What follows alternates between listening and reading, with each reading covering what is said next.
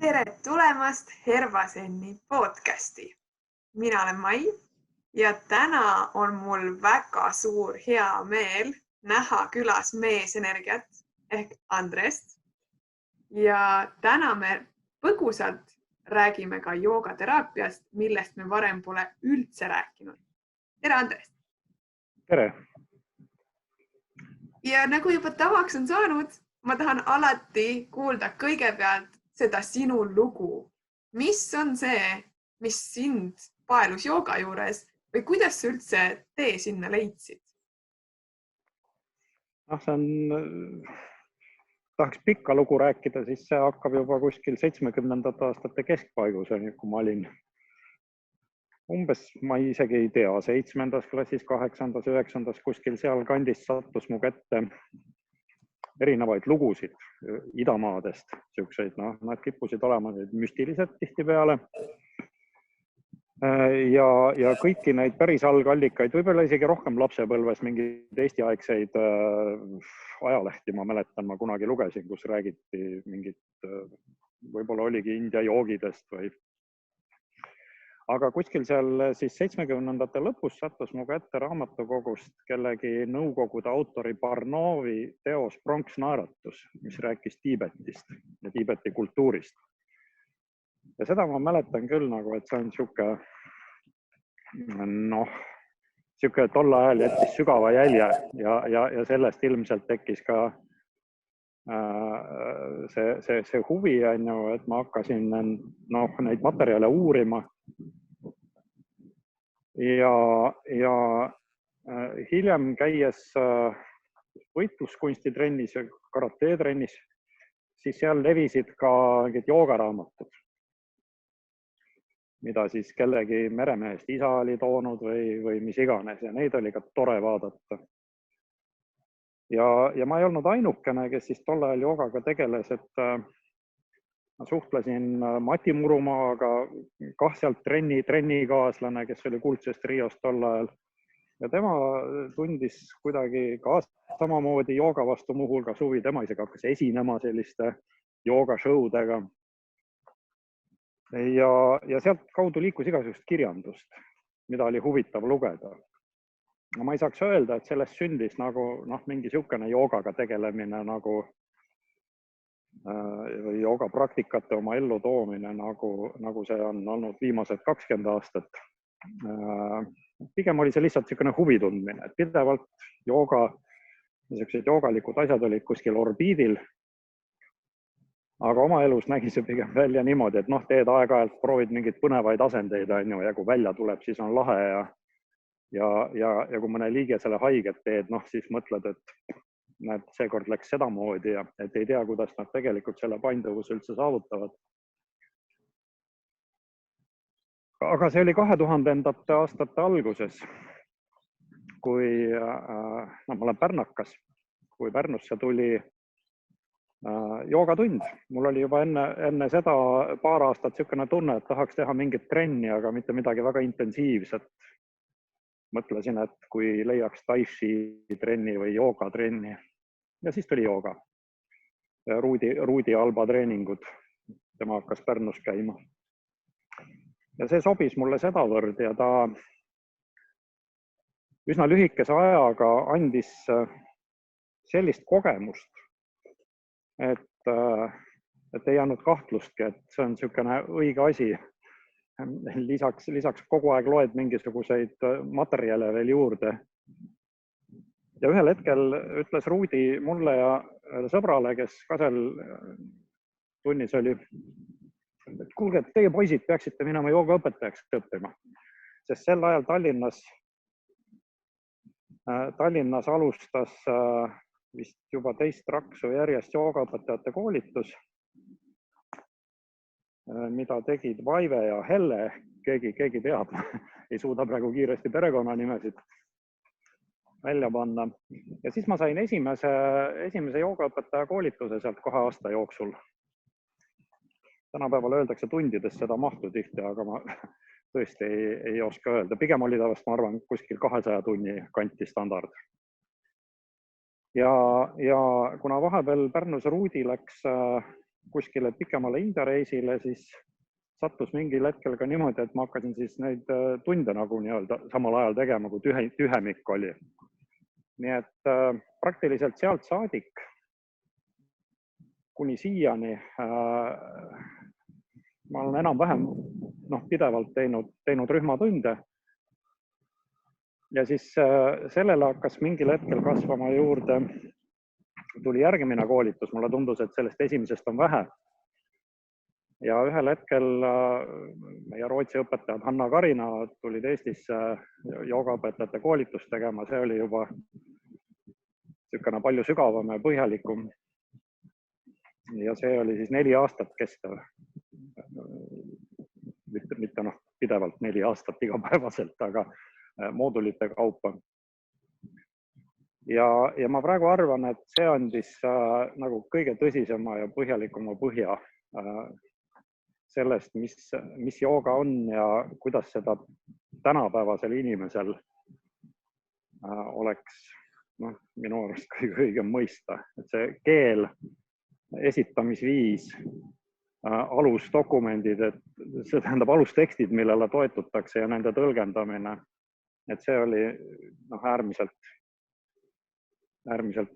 kuidas nüüd öelda, mõjuv.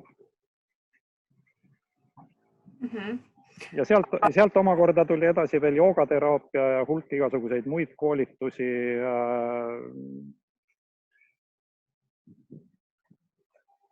Jah, ütleme, et selle jutu võiks siin kuidagi, selle evolutsiooni jutu võiks siin nagu kokku tõmmata.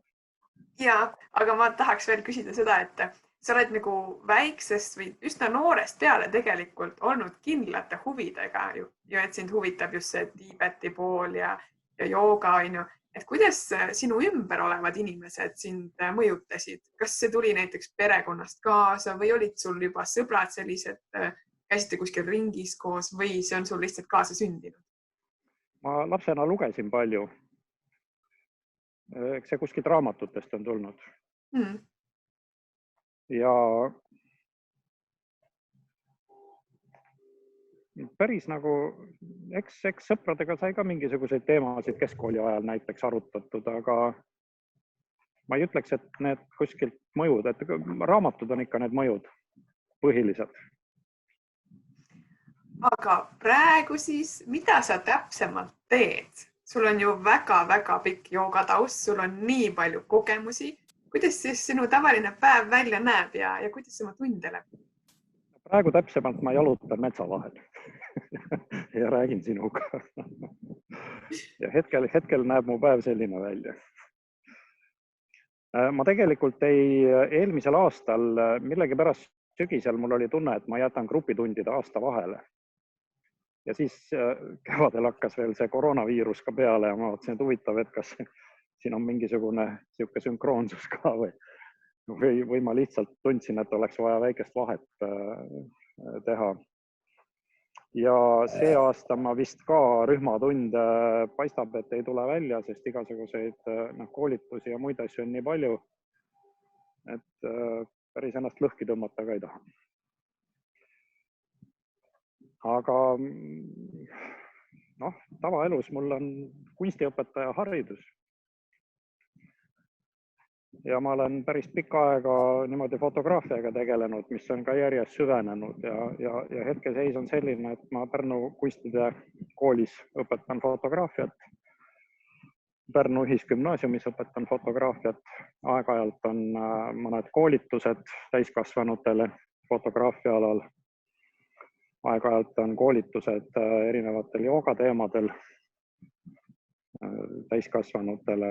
Aeg-ajalt on jooga individuaaltunnid, mis enamasti on mingi teraapiakallakuga, kellelgi on mingi probleem, mis ta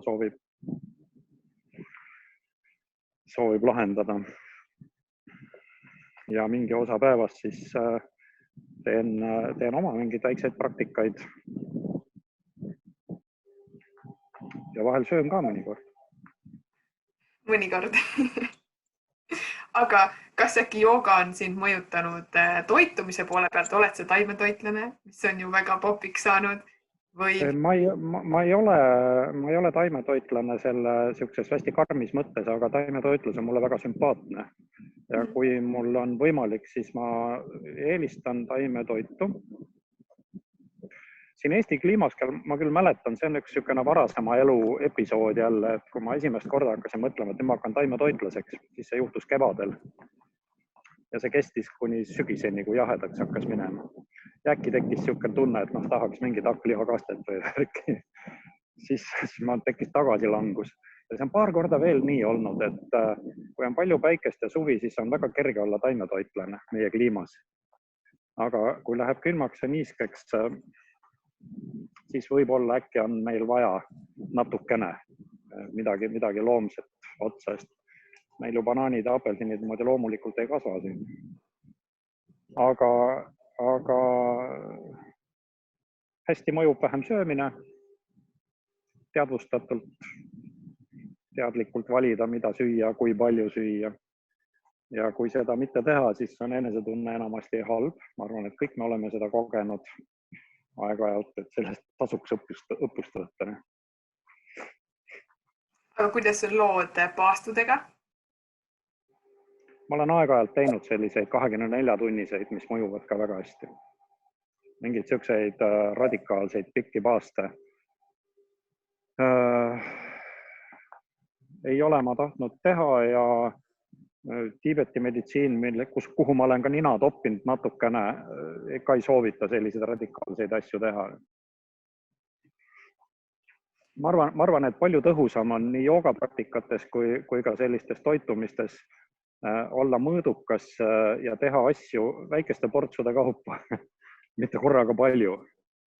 Et pidevalt normaalselt süüa on mõistlikum, kui et aasta otsa möllata, teha mis tahad ja siis kevadel teha üks, ma ei tea, nädalaga, kuu aega paastu on niimoodi radikaalselt. Ma arvan, et see pidev mõjub meile palju paremini. Pidev jälgimine, pidev õieti tegemine. Kuidas sa võib-olla veel võid tagasi vaadata ja mõelda, et sa praegu ütled, et toitumisalaselt on, et sa sööd pigem taimset. Kindlasti on siin ju mõju kõigil sellel jooga ajalool ja kõikidel sinu huvidel on ju. Mida sa veel võiksid välja tuua, mida on see jooga teekond sulle andnud tavaelus, et mis on muutunud, mida sa võib-olla oled ise tähele pannud? Ma arvan, et ma olin kunagi üpris kergesti ärrituv või vähemalt ma ise arvasin niimoodi või kergesti vihastuv isegi lausa. Regulaarne püsiv joogapraktika, ma mäletan seda, kui see algas, siis see muutus üpris tuntavalt ja kiiresti. Et ma võiks öelda, et kui mingi emotsioonid käisid muidu sellise graafikuga, siis üks regulaarse joogapraktikaga hakkasid nad käima niimoodi.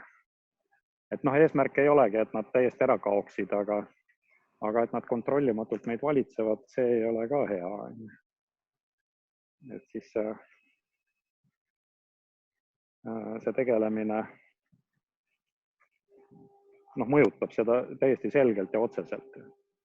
See ei ole ainult minu tunne, et seda olen ka oma õpilastelt kuulnud ja teistelt kolleegidelt, teistelt praktiseerijatelt. Aga kuidas sellega on, et seda sa märkasid, eks? Kas sa siis hakkasid võtma endale näiteks mingid kindlad hommikurutiinid ja õhturutiinid, et seda hoida või pigem on jällegi see läbi aastate lihtsalt tulnud? See on pigem tulnud, kuigi mul on mingisugused, mul on pigem õhturutiinid, et ma olen selline õhtuinimene ja oma joogapraktikat ma teen ka õhtuti pigem regulaarselt.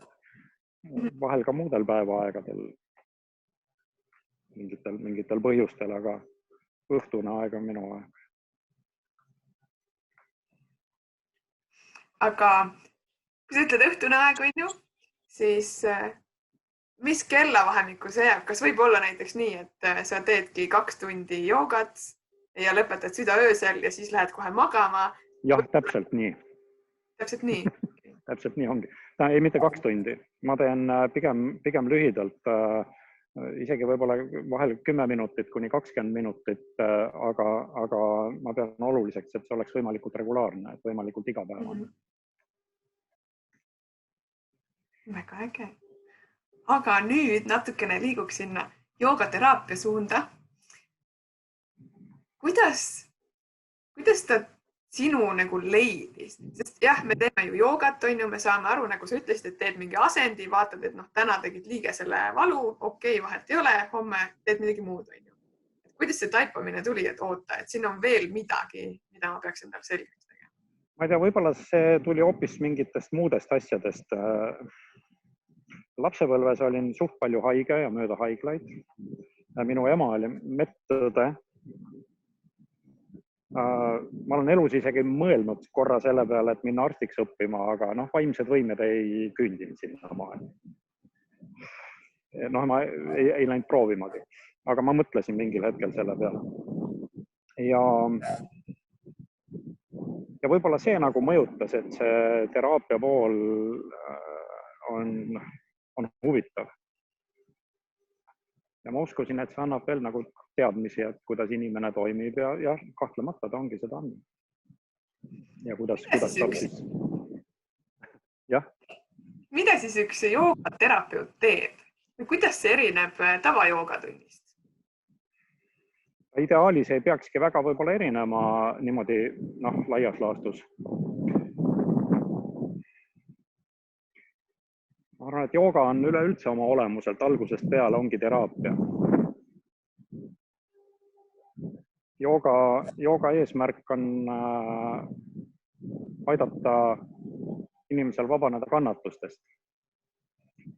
Ja teraapia on ju põhimõtteliselt ka, me võime öelda, et aitab meil vabaneda kannatustest, sest mis need hädad ja haigused muud on.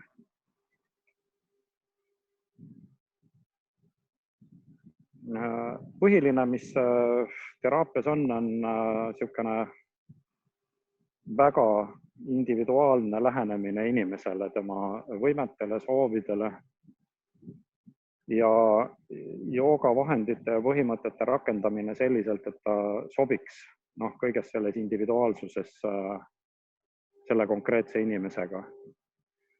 Me vist kõik, ma ei tea, kui paljud on vaadanud igasuguseid toredaid raamatuid. Ma mäletan üks minu esimesi selliseid raamatuid, mis tol ajal 1970-80 levis, oli ümber pildistatud Iyengari Light in Yoga oli vist ta pealkiri, jah. Ja seal lõpus on selline pikk peatükk sellest, et milline asana millist haigust või probleemi ravib. Nüüd on mind selles mõttes või õigemini juba ammu ümber õpetatud, et sellist asja ei ole olemas. Et võtad ühe asana ja see ravib neid haigusi. Pigem tuleb vaadata ikka iga inimest nagu eraldi, et alates kas või sellest, et millist asanat, harjutust, liikumist on ta võimeline praegusel hetkel üldse tegema. Et kui tal on kael haige, siis ei saa teda panna tegema mingeid turiseisu või muid selliseid radikaalselt kaela väänavaid ja keha raskust kaelale panevaid harjutusi. Kohati võivad need teraapia mugandused, mis asanatest tehakse, minna nii kaugele, et sa ei tunne sealt joogat äragi. Aga nagu joogas on, kõige olulisem on äkki tähelepanu ja siis hingamine. Ja keha on see kõige jämedam, millega tuleb kõige rohkem arvestada. Et siis saabki kasutada panna põhirõhu võib-olla hoopis tähelepanule ja hingamisele ja kehaga siis mugandada nii palju kui saab. Mitte, et neid tähelepanu ja hingamisharjutusi ei peaks mugandama, neid ka. Ja põhimõte, kui inimene tuleb joogaterapeudi juurde, nii nagu meid siin õpetatud on, siis see näebki välja niimoodi, et inimesega räägitakse, tehakse nii-öelda diagnostikat jooga mõttes, et uuritakse välja kõik need nõrgad kohad ja tugevad kohad ja mida inimene on võimalik tegema ilma, et ta suurendaks oma kannatusi. Et see on tegelikult ju põhisuund. Ja väga paljusid asju on sel viisil võimalik leevendada, eriti eriti selliseid kroonilisemaid haigusi, mille kulg on aeglane ja kus on aega rakendada neid joogavahendeid, mis ei ole niisugused superkiired. Aga nad võivad olla väga täpsed ja väga tõhusad. Aga kuidas sulle tundub, kuidas eestlane võtab vastu joogateraapia? Kas ta julgeb sinna tulla või see sõna teraapia kuidagi hirmutab? See teraapia ongi selline, et ma arvan, et maailmas on ka vaidlusküsimus, et on vist riike, kus sa ei või seda sõna üldse niimoodi kasutada sellises seoses, et kui sul ei ole näiteks arstiharidust või midagi meditsiinilist haridust ja litsentse ja midagi sellist.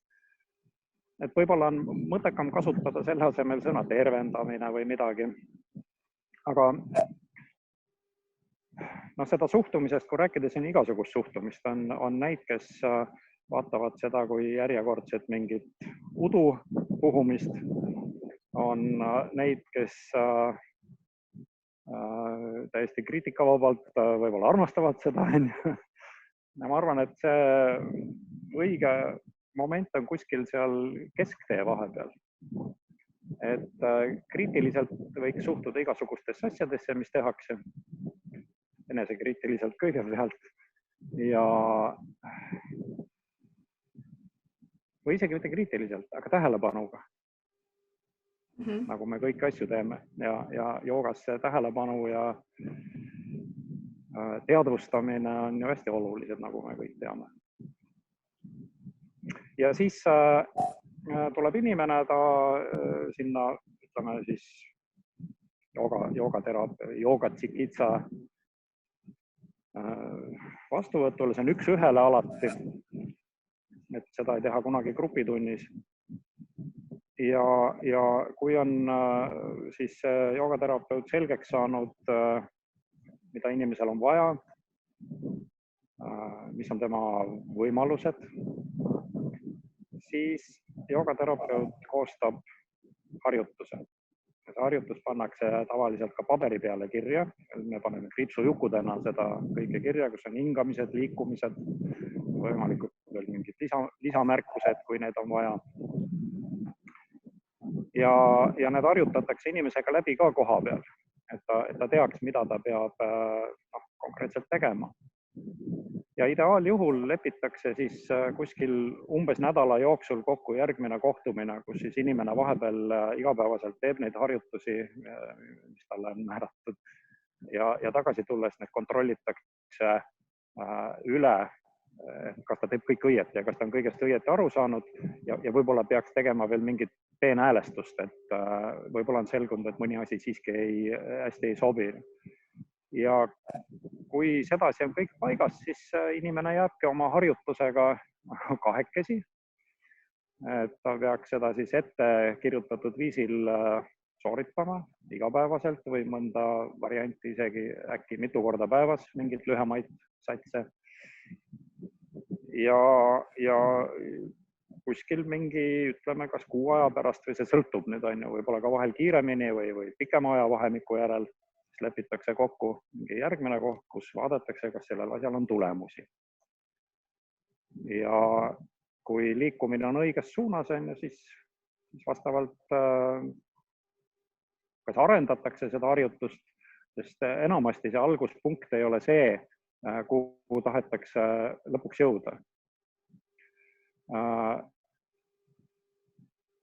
Selles alguspunktis ongi see, kus peab arvestama selle inimese hetkevõimeid. Võib-olla ta teeb midagi ülivähe lapsikult lihtsaid asju ja vähehaaval liigub sinnapoole, kus saab hakata tegema midagi tõsist ja need etapid võiks jagada siis niimoodi, et alguses leevendatakse seda kannatust või rahustatakse neid nähte ja kui on toimunud rahunemine, ütleme, et valu on ära kadunud, siis saab hakata tegelema sellega, et see probleem eemaldada, et ta ei korduks enam. Lihtne näide on, et kui on seljavalu, siis alguses tuleb see valu leevendada, pinged maha võtta, mis seda valu tekitavad enamasti. Ja järgmine etapp on siis näiteks mingitel juhtudel hakata siis selga tugevdama et selg hoiaks ennast ja nendesse valudesse tagasi ei vajuks. Aga mis on sellised levinumad murekohad, millega tullakse? Eks need seljaasjad on ju, et kõige sagedasemad. Aga on olnud ka südameprobleemidega, vererõhuprobleemidega.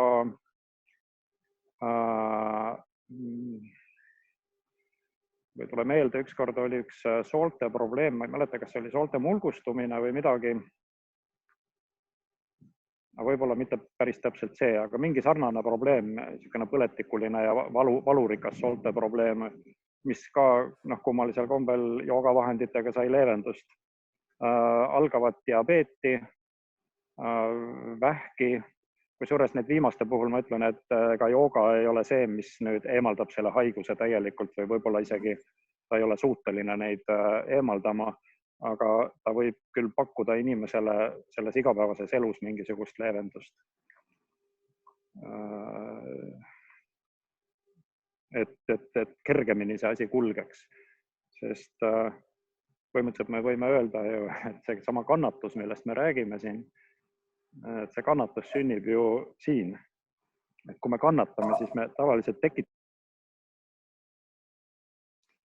No nii. Nüüd meil kadus ära pilt. Vaatame, kas me saame ta tagasi.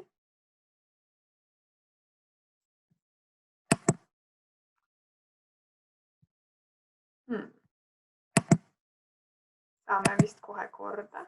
Jaa, saimegi tagasi. Väga hea. Nii, midagi juhtus meil vist. Mingi ühenduse rike vist oli, jah. Aga õnneks Facebookis pilt püsis, nii et me saame kohe jätkata sealt, kus poole. Siin seda tunniajalist piirangut ei ole? Ei ole. Okay. Aga me jäime sinna, et kannatus tuleb peast. Et kannatuse me tekitame ju ise endale. Kujuta ette, et keegi ütleb sulle, et sa oled loll. Oled sa siis loll või ei ole loll? Et kui sa usud, et sa oled loll, siis hakkad nagu kannatama selle all, et oi, ma olen solvunud nüüd ja mulle öeldi halvasti, et ma mõtlen selle ise välja. Sama võib olla mingisuguste kehaseisundid. Mõnedel inimestel on suured valud, aga nad ei kannata selles mõttes, et kogu aeg painab, see täidab kogu minu elu. Et valuga ka võib-olla lihtsam on öelda, vahel ka harjutakse ära, et inimesed ei pane tähele enam, et see ei mõju, et siis ta ei mõjuta enam palju. Aga see suur kannatus suure K-tähega, et selle me tihti tekitame iseendale või mõtleme selle välja või kuidagi sünnib meie teadvuses. Kas see on nüüd arusaadav jutt? See on väga arusaadav. Ma tahakski küsida siia, et äkki sul on mõni nippe neile, kes praegu ennast ära tundsid, et tahaks minna sinna ohvri rolli, et mul nüüd on, ma ei tea, kuskilt valutab ja siis ma olengi selles valus. Kuidas jõuda sinna, et ma lihtsalt teadvustan seda valu ja lasen minna ja hakkabki paremaks? Mulle tundub, et võiks proovida. Mulle väga meeldib see lähenemine. See on selline mõneti meditatiivne ja selline suhtumist muuta äkki. Kui vaadelda, kui on aega, tegelikult me rabeleme kogu aeg ringi ja me ei saa keskenduda endale piisavalt palju tavaliselt, aga kui see on võimalik, siis võiks proovida seda valu rahulikult vaadelda ja võib-olla isegi armastada. Selles mõttes, et meile tekitab piina tavaliselt need asjad, mida me tahame ära lükata, aga mida me ei saa ära lükata. Ja siis me piinleme selle käes, et tahaks lahti saada, aga ei saa lahti.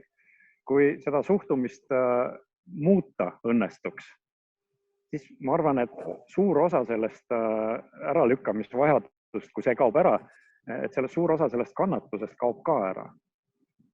Et me võime vaadata, kindlasti võib-olla mõned mõtlevad, et mis ta seal räägib, et tal midagi ei valuta ja nii edasi. on mul ka valutanud igasuguseid asju ja kohti ja küllap valutab veelgi. Aga see on osa meie kehast, osa meie, tihtipeale on meie valud osa meie senisest käitumisest ja eluviisidest ja suhtumistest. Ja kui me vaatame oma keha ja ei püüa oma keha ka koos kõigi probleemidega eemale lükata endast, vaid pigem armastada, siis me võtame suure osa sellest jamast maha. Ja ma arvan, et kui päris ära ei võta seda valu, siis leeveneb kindlasti. Võib-olla läheb hoopis ära. See on väga-väga hea nipp.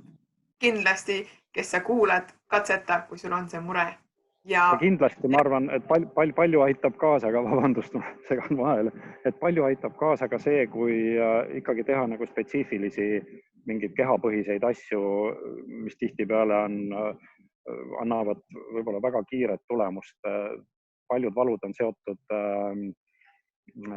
pingetega kuskil, need pinged tuleks vabastada, lõdvestada. Või nii nagu joogas öeldakse, et prana peab saama vabalt voolama, rahulikult ja vabalt.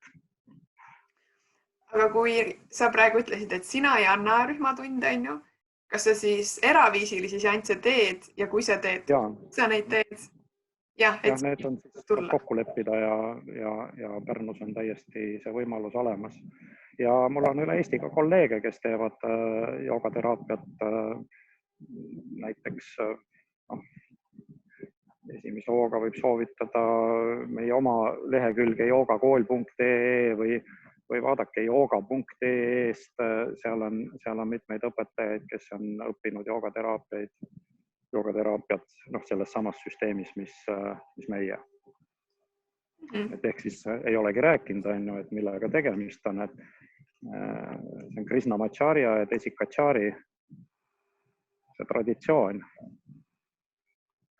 Tikavi Desikacharya ja Krishnamacharya. Väga hea.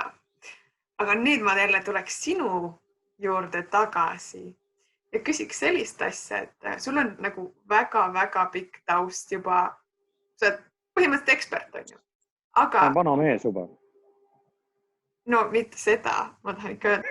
Ekspert lihtsalt. Huvitav oleks nüüd teada, kuhu edasi, millest sa veel unistad?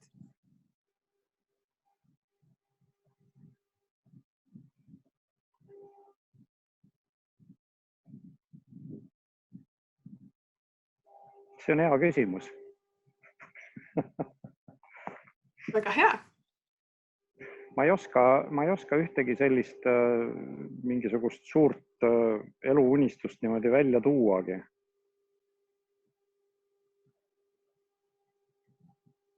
Ei tahaks ka nüüd ärbelda, et ma elan hetkes. Päris nii ka ei ole. Aga tahaks niimoodi rahulikult ja uudishimulikult oma elu edasi elada. Ja kui see ükskord ära lõpeb, siis oleks maru tore, kui seal oleks võimalikult vähe kannatust selles lõppemises. Aga et see nüüd unistus oleks lausa, seda ma ei oska ka öelda. Tegelikult on see ju väga hea tõestus sellele, et sa oled teinud õigeid valikuid elus. Sa oledki praktiseerinud seda, mis sind toetab ja praegu sa võid öelda, et sa oledki õnnelik. Jah, võin küll öelda. Ma olen küll õnnelik, jah. Ja see ju tegelikult mõte. Ja. Et kui ma ütlen, et ma olen õnnelik, siis see ei tähenda, et ma olen niisugune aga see on pigem selline rahulik, et mul on peaaegu kõik olemas, mis vaja, aga samas ma arvestan, et meil on ju tavaline argielu ka, et meil on mingid argielu vajadused ja me peame neid rahuldama, peame mingit tööd tegema ja muretsema sellepärast, et mingid maksud oleks makstud ja kõik see toimub suhteliselt stabiilselt, et siis on elu hea. Võib-olla mõnel teisel hetkel, kui mu käest seda küsimust küsitakse, et siis ma olen närvis ka mingitel aegadel. Vahel tekib hirm, et äkki minu töö kaob ära ja mis mu sissetulekust saab ja kas ma saan üüri maksta ja elektri eest ja nii edasi ja nii edasi. aga samas, kui ma vaatan viimase 20 aasta jooksul või 30 aasta jooksul tagasi, et siin on kõike seda juhtunud juba. Ja siin ma olen, et mida hullu pole juhtunud esialgu veel.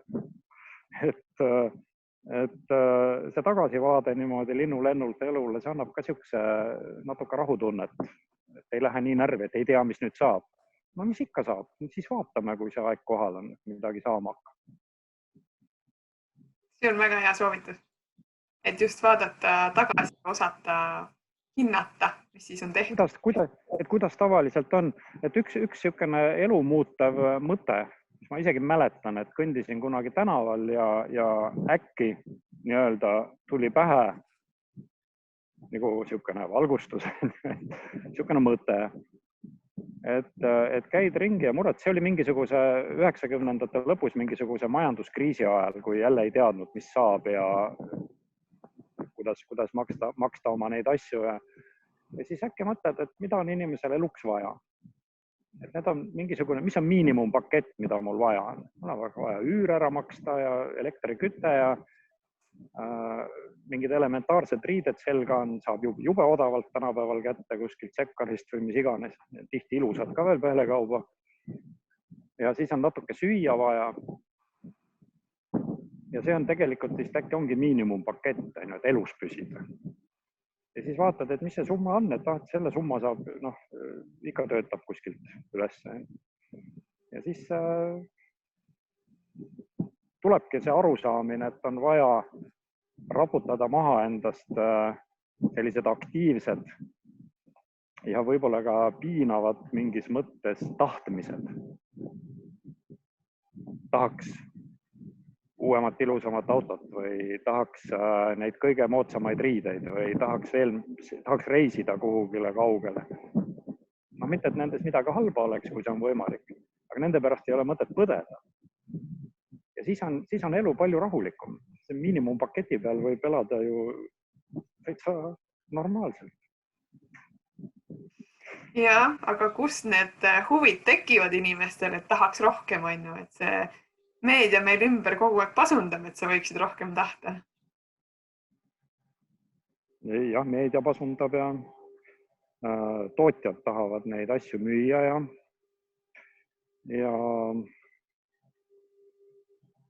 ja siis kõik see on ju rajatud meie kleešade peale. Jooga inimestele tuttav mõiste vist, mis on meil kaasa sündinud. Klammerdumine või saamahimu ja ego ja mis vahel töötab niimoodi, et kui mul ikka ei ole seda kõige vingemat Ferrarit või Mersut või midagi, et siis ma ei olegi nagu keegi äkki.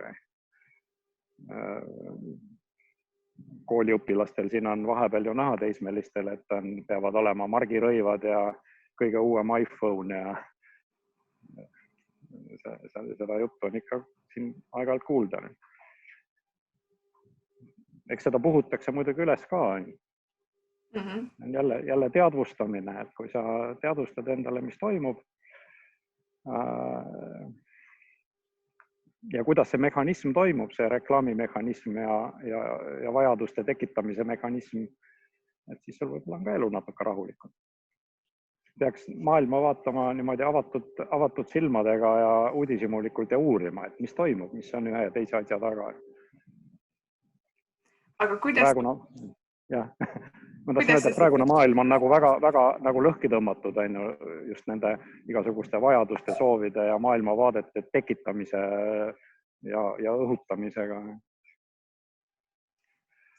See tegelikult natuke tõi ka mu järgmise mõtteni, et kas sina siis oma immuunsüsteemi ka kuidagi boostid või sa käidki looduses ja teed joogat?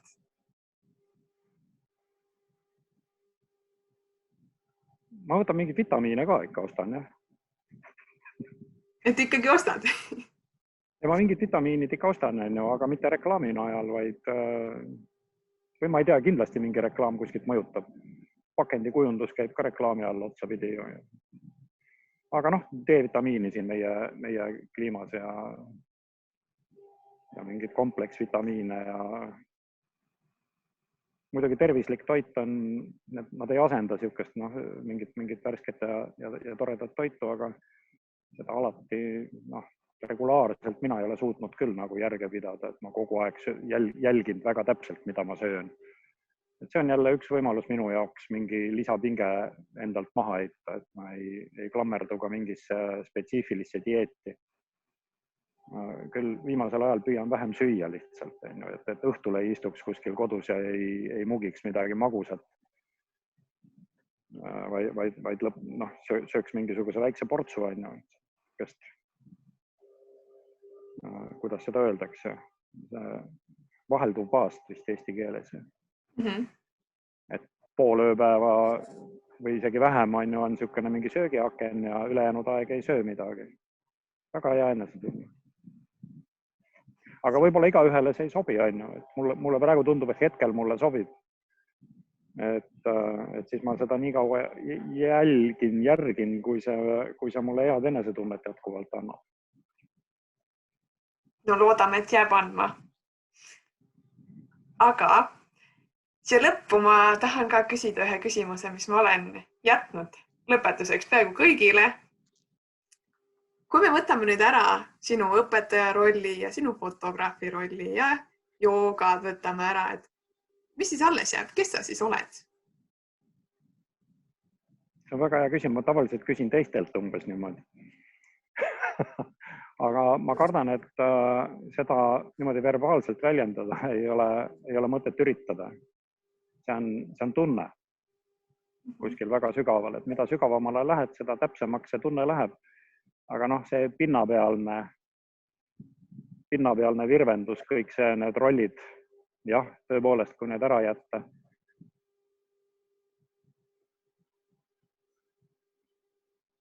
Kuskil südamekandis on mingi tunne. Ma olen üritanud vahel inimestele viidata, et mõelge, kas te mäletate seda tunnet, et ma olen kuskilt lapsepõlvest. Ja proovi seda võrrelda selle tundega, et ma olen praegu. See, mida mina selle juures tunnen, seal ei ole mingit vahet, see on täpselt üks ja seesama. See tunne. Et võib-olla see ongi nagu suund sinnapoole, mis me joogas räägime, et jõuda oma tegelikkusele minani, mis on nagu peaeesmärk. Et üritada loobuda keskendumast oma rollidele, et mina olen õpetaja või mina olen fotograaf või veel midagi. See on üks asi. Isegi, et mina olen Andres, ka selle võib ära jätta. Ja kui ma need kõik ära jätan, siis järgi jääbki see tunne, et ma eksisteerin, ma olen olemas. Ja kui sellele tundele keskenduda, siis kui see ei ole ka päris see lõppeesmärk, siis ma arvan, et see on suur samm sinnapoole. See on väga hästi selgitatud. Ma arvan, et siiamaani kõige paremini, et kõik tahavad öelda midagi sellist tunde kohta, aga kuidas teine inimene sellest aru võiks saada, see on väga hea detailne kirjeldus. No, ma ise arvan, ma olen üritanud siin aastate jooksul tegeleda sellega. Minu arust need selgitused peavad olema sellised, et inimene saab aru. Ja kui ei saa aru, see on halb selgitus ja see õpetus lihtsalt võib olla müstiline, põnev, keeruline, vilesid ja kellasid täis, aga kui sellest ei saa aru, kui ma ise ka aru ei saa, sellel ei ole mõtet mingisugust maha visatud raha nii-öelda. Tõsi. Aga kas on äkki veel midagi sul südames, mida sa tahaksid praegu vaatajatele jagada või mingit mõtet?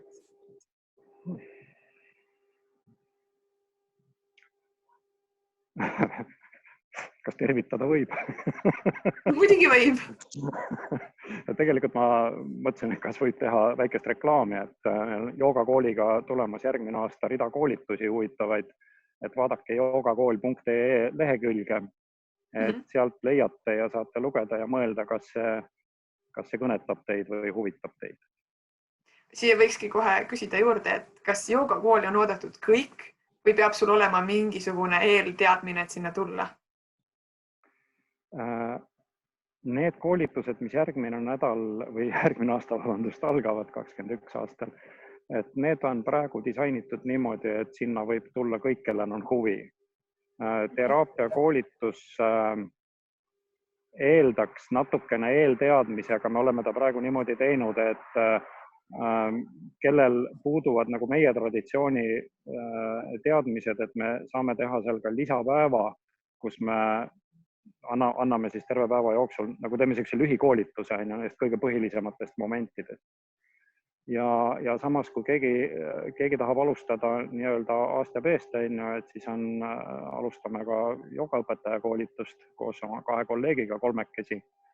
Et meil on seal nagu 3 elu ja joogakogemust liidetud. Et nendele, et kui vaadake järele, et äkki huvitab midagi.